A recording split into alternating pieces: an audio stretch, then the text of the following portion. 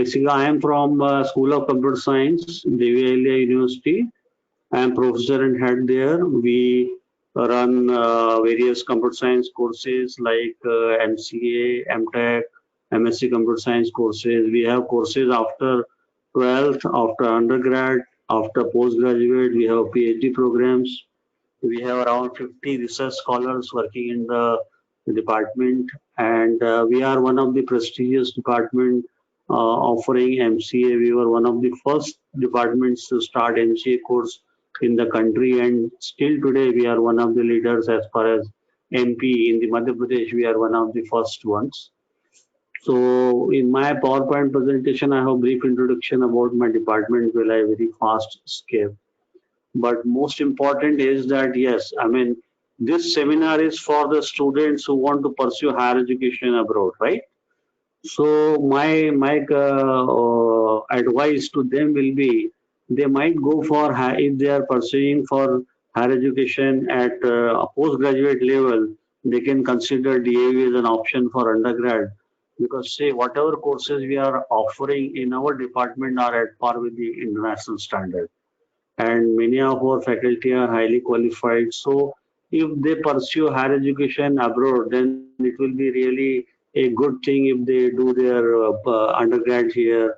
Even if they are BSc from other university, they can do PGDC as a 1 year course to complete their 4 years of degree and then pursue a master's degree at in the any leading advanced US university. For that, we are ready to adopt to our syllabi at par with the international university. So that's though I have prepared few slides, but I will skip those slides considering that I am not able to present those slides. See, around I will start my presentation on the COVID impact only. Around 6 months ago, we had a NAC visit, and all of you might be knowing we got A plus grade. And I wrote in my future plan that we are going to have virtual classrooms and webinars for teaching, learning, and research.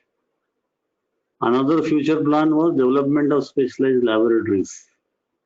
The third future plan was generate resources for various computer-related subjects under NMEICT project. So I am head of the department. I have prepared e-resources since 2013 with the collaboration of our Education Media Research Center. We already have courses on computer fundamentals, computer networks, which are offered on SWAYAM since 2013. So MOOC and all massive online courses and all these things, our university already we were doing since last so many years. But suddenly I saw the impact of COVID-19. The impact was that the institutions were closed indefinitely. Arvind. We were under an uncertain environment.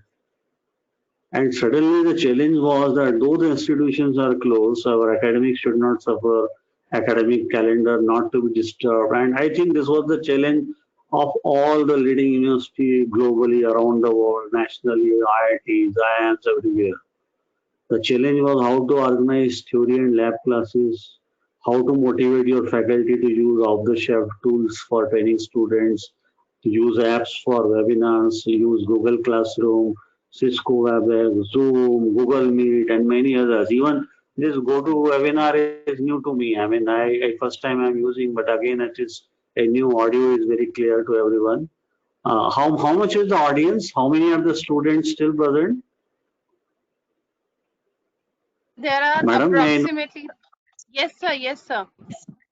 How many There are students still approximately present? 30 students, sir. Okay. 30. Very nice, very nice. So I think I should be thankful to all those 30 students that still overnight at it is 10:45 in the night around 10:30 and still they are eager to listen to the lecture. Thanks everybody. And also I thank the organizers for organizing a 4 day long webinar for the benefit of the students. I mean, I am really thankful to the entire Abhishek Bajaj sir and the Study Metro team for organizing such a long event, coordinating with a lot of professors around the globe and for the overall benefit of the students. This is really a good initiative and I really thank you all for that, for the benefit of Indore. Amen. I was discussing on this COVID-19 impact that suddenly it happened that okay, you are forced to use online material, you are forced to use online tools for the classes because no theory class. You are forced to use virtual laboratories. Nowadays, there are excellent tools for conducting classroom teaching like GoToWebinar, Zoom, WebEx. I think all the students might have experienced teaching on these platforms. But most important, in my opinion, classroom teaching was not at all important even since last 20 years, 30 years. Unfortunately, we had a lot of emphasis on theory classes. Most of the classroom teaching around the world, around this country, was focused on theory class, theory class, theory class. But believe me, as a student, if you really want to grow, if you really want to learn, then you have to focus on other aspects of learning. So, and this COVID-19 has really made an impact that less emphasis on classroom teaching. So what I could observe, but every faculty was fast enough to identify their apps for online classes. More importantly, as a head of the department, I have asked the faculty to focus more on innovative assignments and self-learning. Around the globe, the universities which are excelling, whenever they teach any subject, any course to any of their student, any professor, the emphasis is on innovative assignments. The students are made to visit library, they are made to explore internet, they are made to discuss a lot with their peer students before they are really able to complete those assignments. So focus on innovative assignments. It's a must for a real learning outcome for any student. Because the idea is not just to learn, but to learn, apply, understand the concepts and apply them in the practical field. That's the more important because in computer science, especially if I focus, the students should be groomed as a professional. It is not just the degree they earn, but after earning the degree, they are to be groomed as a professional. So if they are to be groomed as a professional, they should be exposed to real life problems and they must develop their real life problem solving skills. So focus on innovative assignments, right? Even the laboratory classes we replaced with lot many practical assignments which made students develop problem solving approach. More emphasis was laid on project based learning because no classes, very limited online classes, some have access to internet, some don't have. And then most importantly, I focused on that faculty should be motivated for individual interaction. I made sure I was teaching database course to MCA second. In my class, there were 60 students. Each and every student, I have given at least 15 minutes to 20 minutes individually, sitting. What are your learning goals? To what extent you could learn the subject? Where were the difficulties? What were the difficulties in the online classes? What were the difficulties during assignments? What were the difficulties during practical assignment? Because we know when we are present physically in the class, we have eye to eye contact with every student. But when it is an online mode, we don't know how many students, to what extent they have understood, what they are listening, what they are understanding. Secondly, after listening to your class, the poor student goes to online YouTube lectures here and there. There also he gets more confusion because lot of knowledge, lot of material is unnecessarily thrust upon the student, which sometimes we need it, sometimes not. Because the YouTube lecturer, the person who is speaking, cannot understand the level at which the student is at present. Only the teacher who is really teaching them knows the level of the student and how to uplift the level of the student. So that is, I think, madam, very important for the teacher to know my students are here and they are to be taken there.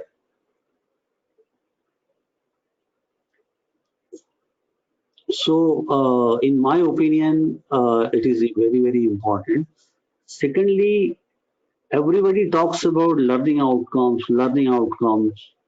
Now, my first question is, where as a student you pursue higher education, when you learn, you have to learn something.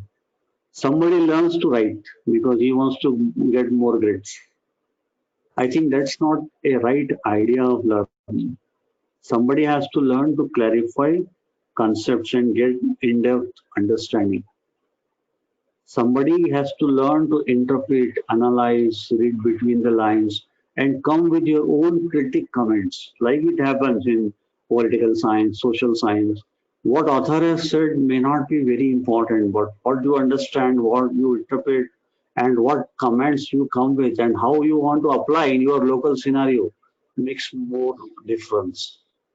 Sometimes you learn to gain knowledge and apply it to do practical work like we do in computer science. You learn so that you can get knowledge, so that you can apply, you can create something, you develop something, you you design something, you research on something is the thing you learn. In management, you learn to understand the business scenario and take business decisions. So there are different ways of learning, different processes of learning. Sometimes you learn to find elemental knowledge to acquire core knowledge of the field because probably you want to pursue advanced research.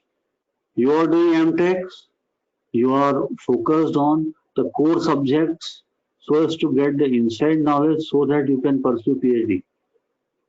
All the learning mechanisms are different. All the ways of learning are different. So a student must understand what is his goal of learning, how he can make his overall learning in the higher education useful so that he is groomed as a professional. Especially in the postgraduate, when it comes to selecting the subject, what subject he must opt for so that he can get the best of the best out of the degree he has done. That's the most important decision. And he must be clear in his mind why he wants to study this subject, why he wants to learn this subject, what are the learning outcome of this subject, what he is going to learn after studying this subject, and how this learning will help him become a better professional in his career. This linkage has to be established before he opts for any subject. The opting for a subject should never be a red race, especially at the PG level. A student has to think a lot. He has to plan his semester so that he opts right subject, right professor, so that he can acquire right grades and right kind of knowledge. Even how to read a book, there is a book on how to read a book.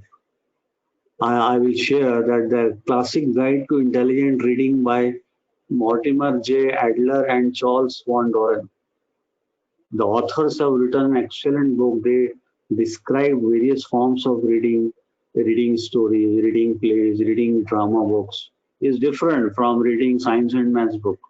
Reading philosophy or social science may be an altogether different issue.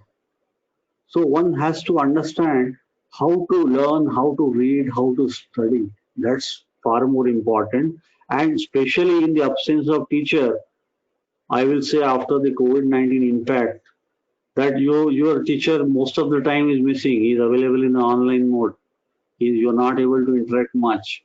So how to study is a challenge here, which I'm trying to emphasize in front of all of you. Next comes learning is guiding. How to guide students to develop essential skills. What are the different ways to impart learning? Classroom based teaching, as I told you, it is really absent after the COVID-19. So to replace the classroom based teaching, we have adopted online mode. So using online apps, mobile apps, we are able to share our own PowerPoint presentation. We are able to interact with the students. Laboratory based teaching, again, There are very powerful tools available, virtualization tools available, where no need of physical laboratories. In computer science, if I talk about what I have seen, that if you adopt to the virtual lab solution, then you can monitor each and every laptop of your students who are registered. Whether he is working on the mobile or laptop doesn't matter, but you can see what he is doing currently. You can see what type of problems he is facing while doing the assignments given by you. He can share his screen. Online, you can solve his problem and you can correct, make the necessary correction without moving from your own laptop. Because otherwise, in the physical laboratory, you have to roam around the laboratory all the time. You have to stand for 2 hours if it is a 2 hours lab. You have to stand and guide the student based on their problem. Meanwhile, you can see other students doing chatting, doing nothing. But here in front of your dashboard, you have monitor, you're monitoring all the students and solving problem of the who has raised them. So even for laboratory-based teaching, we have better online solutions available. So for that, now we are emphasizing that no need to buy many computers in the laboratory. Adopt to one of the virtual lab solutions, it is better. Now, these are the two physical aspects, classroom-based teaching, laboratory-based teaching, for which we have already online-based solutions available. But case-based learning, that in especially in the management class, the teacher brings a case study. He discusses the case study, he exposes the case study to the students, and then asks the students to take various decisions based on what they have understood, what they have listened to. So case-based learning is also very important. Peer programming based learning. Peer programming based learning says that whenever it comes to programming assignment, always allot it to two students. Together they learn better. Together, 2 plus 2 makes 5. Overall, our experience says that if we associate weak student with a better student, that weak student learns better. Peer instructions. Again, in a virtual mode also we can form teams of students, 3 to 5 students. Ask them to work on some problem. Ask them to develop solution for a particular problem. Together they design better. Together they work better. Together is not cheating in my opinion. If that everybody participates. And then we have process oriented guided inquiry learning. Again, I mean, if you adopt the right process of learning, which is my last point in my presentation, is step-by-step evolution from simplicity to complexity. In my opinion, no chapter, no course, no subject is complex.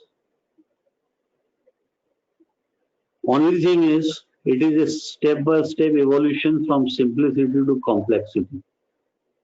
Unfortunately, when I say step-by-step, every individual step of a student is different, which a teacher has to understand.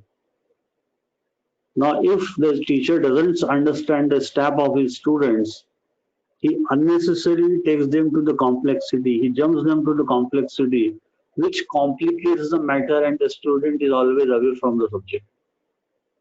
So, right since the beginning of my presentation, what I am trying to emphasize is the manner in which the assignment should be framed in such a manner that the student learns for step one. Then next assignment should be a bit difficult, but evolution over the thing which he has already learned. That's very essential and important. So the step-by-step evolution from simplicity to complexity is the final goal of all the teachers and the students.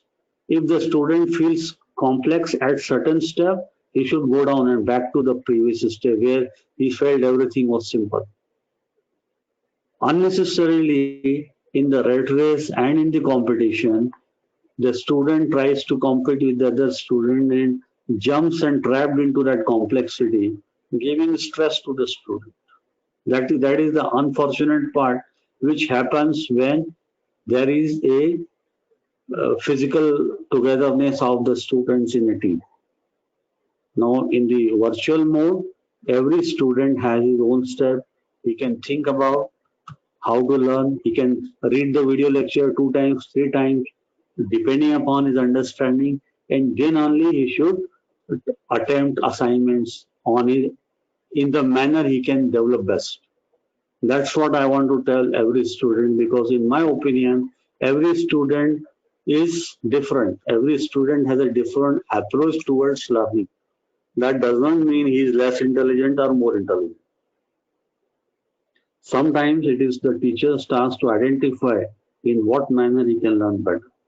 That's what I conclude, and I conclude my lecture. Thanks a lot, madam.